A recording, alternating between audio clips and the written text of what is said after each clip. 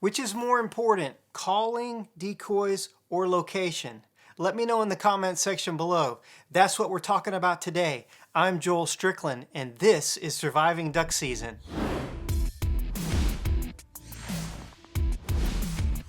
Surviving Duck Season is presented by Mojo and High and Dry Waders. Hey everyone, thanks for watching. Now before we get started, I need your help. I'm really close to 10,000 subscribers, and I know that there's a lot of y'all who watch many of my videos but haven't yet subscribed. So please do that and click the bell notification so that when I release a new video, you know about it. It really helps me out and I appreciate it. I've been bringing out weekly content on this channel for about a year now. We drop a video once per week. And recently I was speaking with another YouTuber who was asking me if it was hard for me to come up with content ideas. I'm like, no. I probably have 150 ideas written down for videos, and that doesn't even count hunting videos. For me, the biggest issue is time to make them, and when's the best time to release each one of them. Beginning next week, I'm going to start putting out 2 videos a week for a while to see what y'all think. If I get a lot of good response to bringing out more content, and if I have time to make them, then I'll keep doing that. Okay, now for today's video. There's a big debate amongst waterfowlers about which is more important, being in the right spot, calling, or decoys. I have beginners ask me questions about calling and decoys and scouting and how important each one of them is all the time. On today's video, I'm going to have a thoughtful discussion about the value of each of these 3 important things to duck hunting. First of all, I'm going to start off by telling you a story, a true story. So I started hunting when I was 13, and I started out shooting quail and rabbits and deer. And a friend of mine from school was a duck hunter, and his dad had a big fancy duck club at Lodge's Corner near Stuttgart. And so one day he invited me to go hunting, on the next Saturday. The plan was for him to pick me up at my house at 7 in the morning. Well, that kind of blew my whole idea about going duck hunting. All the other types of hunting that I did, he kind of wanted to get out there pretty early, but he tells me, no, I'm going to pick you up at 7. So I lived in Little Rock at the time, and it was probably about an hour and a half drive to get down to his dad's duck lodge that morning. And so when we got down there, they had breakfast ready at the lodge, and so we sat down and ate breakfast. And it was interesting listening to the guys talking at breakfast about hunting that morning. My anticipation was we were going to go hunting in a flooded rice field, but my buddy's dad says he thinks we need to go to the woods today to hunt in the public timber at Biomeda Wildlife Management Area.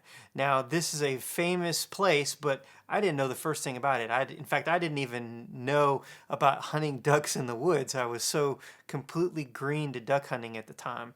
And so he says, y'all just need to drive up to this particular area and walk in, and you guys should do really, really well. My friend, who's a year older than me, he's 16. We take off. It's just he and I. We go to this boat launch area, but it's also a walk-in area too. We get out, we put our waders on, and we head off walking to the woods. We do not have decoys with us, and so I thought, this is just not exactly what I thought we were going to do. Finally, after about probably 30 minutes of walking, we get to an area where my buddy starts looking around up in the trees. I'm thinking he's looking for ducks.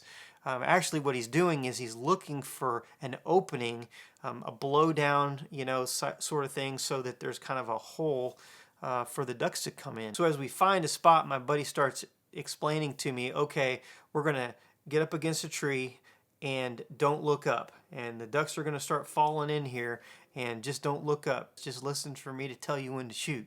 Aim for the greenheads, and you can only shoot 2 of them. Like, okay. Well, there's all of a sudden quite a few ducks in the air. Not only do we not have decoys, but my friend doesn't know how to call. He doesn't even have a duck call. All he's doing is kicking the water.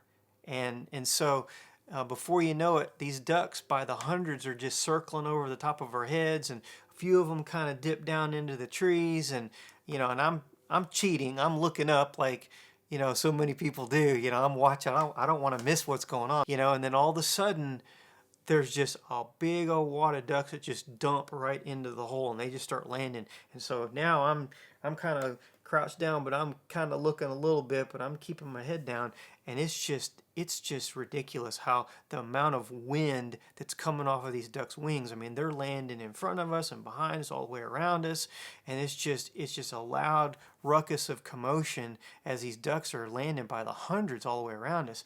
And my buddy's like, I keep hearing him say, don't look up, don't look up. And I'm trying to keep my head down.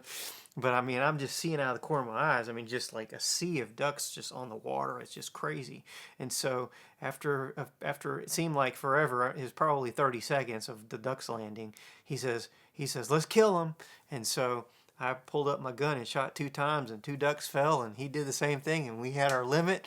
We picked up our ducks and headed out. My very first duck hunt busts many of the conventional myths about duck hunting.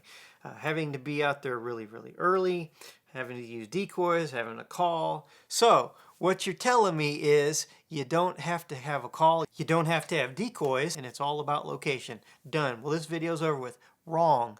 That's not what I'm saying. I got 30 plus duck seasons of stories, and some of them support calling, some of them support decoys, and some of them support location, or a combination. Every day is a different day. How many times have you heard someone say one of these things? I'm awesome with a duck call. I can call them in anywhere. Decoys, the more the better. All I need is the right spot and a dozen decoys. No calling necessary. The reality is, most people don't have an X that's a perfect location for them to hunt every single day. And most people don't have the time to go scouting to find the best spot, to find that X to hunt for the next day. Even with all the private land that I have access to and all the great spots, tons of ducks in the area, it doesn't ensure that we have awesome, perfect hunts every single day. Some days I'm convinced that the spot that I'm going to is going to be awesome, but then when I get there, it's not. And I have to pull a rabbit out of the hat to make it happen. We have tons of tools available to us in duck hunting. Duck calls, decoys, jerk rigs, Mojos, squirting butt decoys, whatever. They don't always work, not all of them every single day, but some of them work some days, all of them work some days. But you just have to try them out. There's not a one-size-fits-all strategy in duck hunting. There's way too many variables. The different species of ducks across the continent, the habitat that's available to you, the amount of birds in the area, the weather, whether they're migrating, how much pressure they had. I could go on forever. Generally speaking, for the way that I hunt, calling is extremely important. If you've seen any of my other videos, you know that I'm a very aggressive caller. It works for me most days where I hunt. If you're hunting outside of a major flyway, chances are you can't say that. When it comes to decoys, I don't use very many.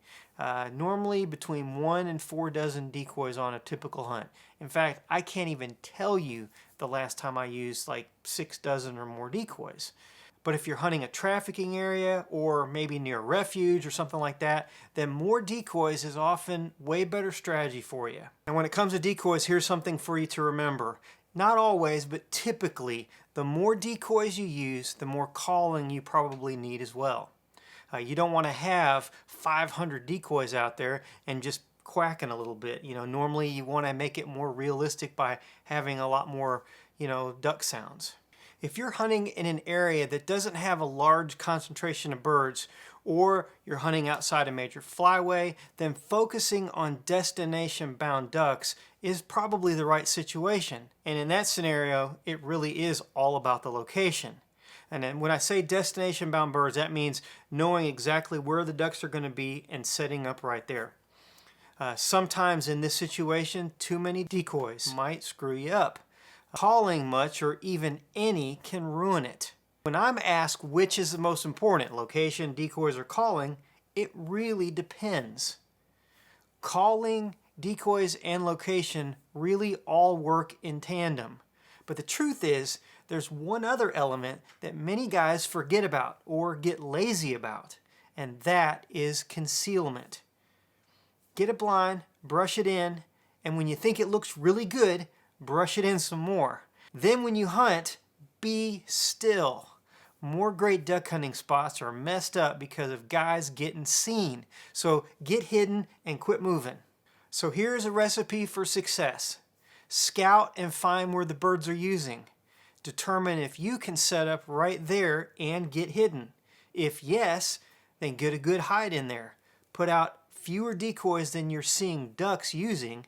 Unless you're hunting in an area where there's mass concentrations of birds, then you might want to consider putting out more decoys, maybe as many decoys as you can possibly put out that you can keep moving. You want to have ripples on the water all the time. So, don't put out 500 decoys if you can only move 20 of them. That doesn't do any good because then it doesn't look realistic to the birds. If you got high wind, lots of decoys tend to work better on those kind of days. What happens if you've got the X, you know where the ducks are going to, but you can't actually hide nearby? Maybe because the water's too deep, it's out in the middle of, and there's no cover around it, or maybe it's on the neighbor's property, or it's a place that you don't have access to. If you can't find a place close to the X that you're able to hide, choose a spot nearby based on the wind and where you think the birds are going to be coming from, and put out as many decoys again that you can keep moving on the water.